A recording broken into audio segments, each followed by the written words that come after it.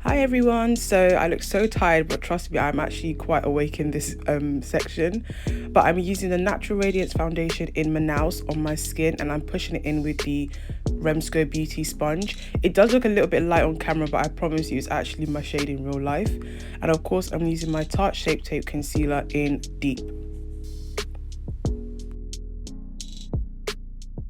So I've actually been enjoying this lifting method that I've seen online. So I decided to do it for myself, and I actually really like it. I'm using less product and I feel like it does the same job.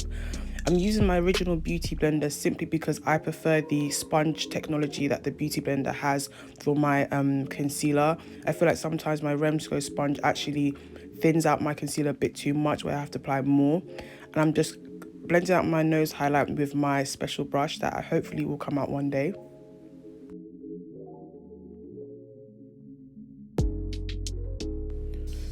And of course, I've got my Fenty contour stick in espresso, and I'm using my MAC 109 brush to blend that out. If you have the Real Technique Face Expert brush, it will do the same thing as this.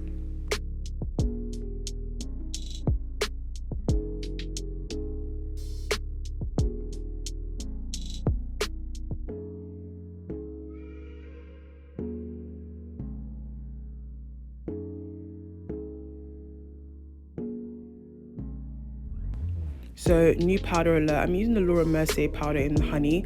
I actually haven't used Laura Mercier in a really long time, and I was like, okay Ranty, let's try it again. I think I realized that I don't know how I feel about the powder because it is a little bit dry, but I do like the color. Usually I use my Chanel, but I feel like this looks all right. I do feel like my makeup did last a little bit longer because it was a bit drying. So the palette that I use for this tutorial is the Morphe 35V, also known as Stunning Vibes. Just using that first transition color towards my brow bone to create my usual height.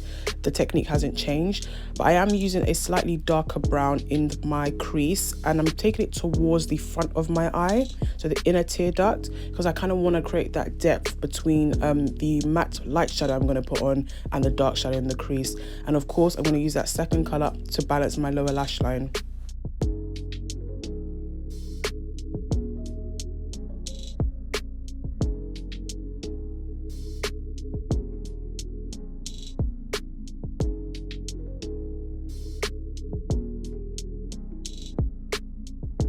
So this is not a cut crease I'm doing. I'm just using a light concealer on my lid because I want my beige shadow to pop. And I'm just diffusing it with my ring finger just to make sure it's not too structured. Just applying a beige shadow from the palette and patting it on the lid just to make sure it pops. And as you can see, that concealer has allowed that color to perform nicely.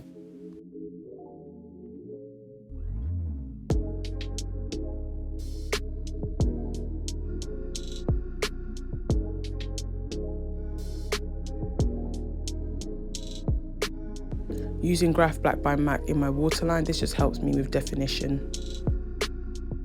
So as per usual, I'm pushing in my bake with my Real Techniques brush, and you're going to see when I take off my under eye, you can see where the powder slightly catches on to any of my bags or tiredness.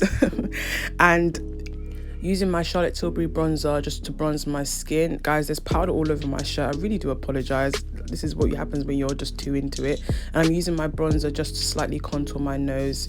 I don't know, I just feel like the powder just made my under eye look a little bit tired and a little bit old. And I'm using my mascara from MAC in Extreme Dimension, and I'm using Shop Ken Beauty Marley blusher on my cheeks.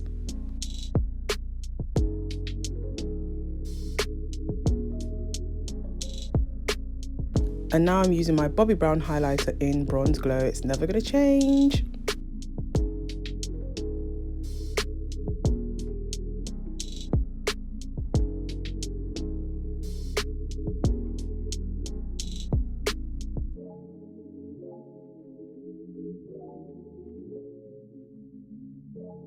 So I'm using Smashbox True Grit on my lip line as my lip liner, and I'm using Kiss by ABH matte lipstick on my lips, and I'm using a clear gloss from the hair shop just to finish off my look. You know me and my basic transitions. This hair is by NOB Wigs. Absolutely love it. It's a 5x5 closure frontal thingy-majiggy. And yes, I think it looks really nice, and I think it works with the look. See you next time, and I hope you guys enjoyed.